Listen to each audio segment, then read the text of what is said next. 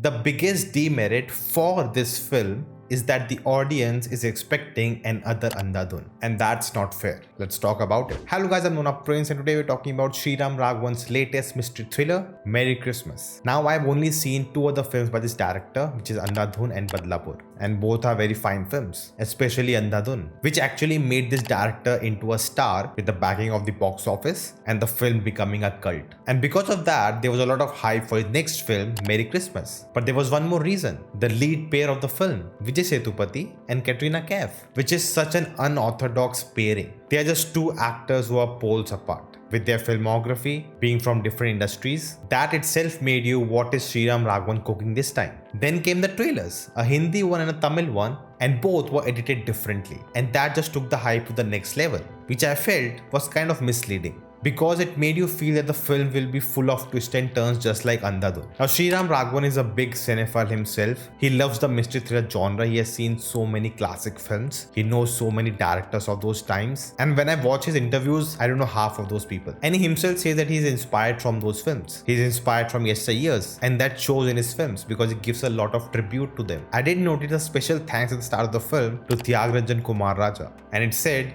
"You cannot hide from the credit." Very interesting. So me having zero exposure to all that, I will not be able to appreciate all the references he has in this film. So I can only judge the film from its story and how that worked for me. I know so many people on social media who are very well versed, had a great time with the film because they got all the references. I'm just not that guy. So coming to just the story of this film, I really enjoyed it for what it is. It's a very unconventional, unlikely pairing of two people and a love story between them that just happens within 24 hours. In a way, it's like a twisted fate that brought these two people together. And the biggest highlight of the film is the chemistry between both the leads. It is so refreshing. We have never seen such pairing, and the way both of them interact, it works. Now, I saw the film in Hindi, and Vijay Sethupathi's Hindi delivery is so funny. I don't know what he does. It feels so vulnerable.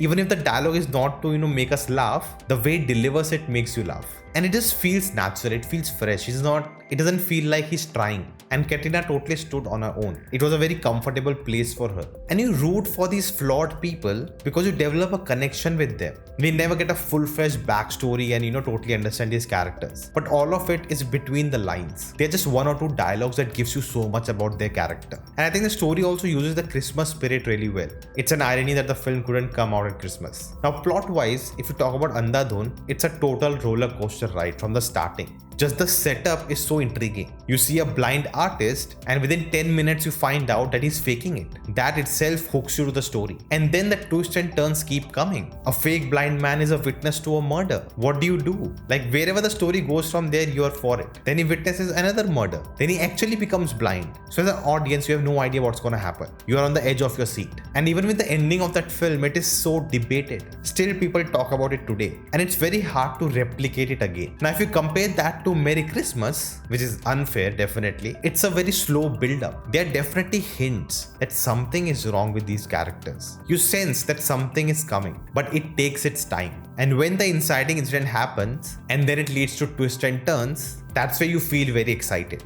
And then the second half is all about uncovering the mystery. And that is definitely predictable because you know the why. You learn that through the first half. It's just about the how. How was the act committed? And that, I would say, was not that convincing. It just felt the plan was just too elaborate. And personally, I had logistical issues with the plan, which the film just brushes away. Like, if you think about it for 2 minutes, you can come up with a better plan, which is much easier than what we see in the film. But that's not the point. You expect the film to convince you about it. It's always difficult to have a story in just one night because you have to create oh my god moments in a very small scale. And that's why there's no constant jumping from moment to moment. It's actually just one moment, and that's the whole story. Now, the ending of the film is all about, will the culprit be able to escape it, or will they be caught? And definitely in the climax, the tension is really high. You don't know what's gonna happen. The moment you feel everything is over, it's not. I definitely felt in this film, the suspense was there to drive this love story, not the other way around. And the way that unfolds, with the way it's shot, with the music used,